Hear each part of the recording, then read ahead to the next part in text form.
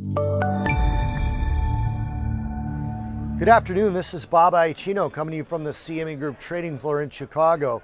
Talking Dow futures, huge reversal in the Dow. We get above 26,000, that mythical or psychological, whatever you want to call it, round number targets that everybody puts, one being 26,000. You can guess where the next one is, probably 27,000, but 26,000 was reached, got as high as close to 26,050, right in that sort of 50 points above 26K was reached, and then we fell off. This particular jump was mostly off the open. The Dow was up 240 points at one point before the late day sell-off that we have now experienced. It's interesting to note these psychological levels tend to not hold. They tend to be more targets, at least in the ultra short term, which is what we saw today.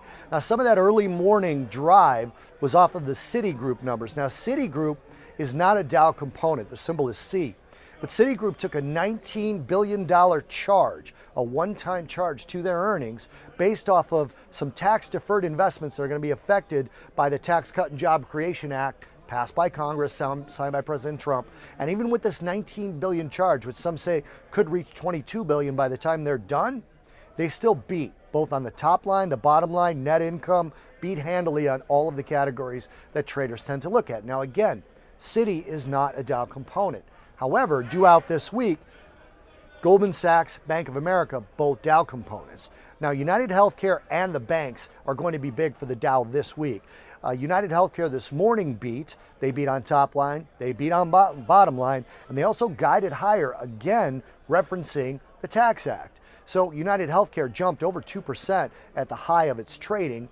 And then again, as I mentioned earlier, Bank of America due, Goldman Sachs due this week, and the Citigroup earning kind of bleeds into those. We had Wells Fargo beat last week, we had BlackRock beat last week, we had JP Morgan beat last week, we've got Morgan Stanley this week, which is not a Dow component.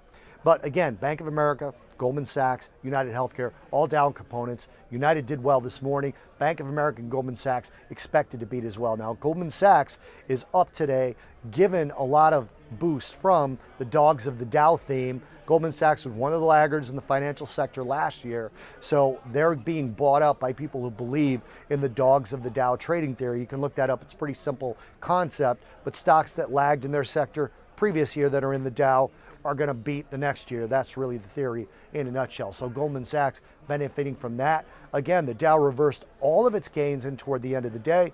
This is Bob Iaccino talking Dow futures from the CME Group trading floor in Chicago.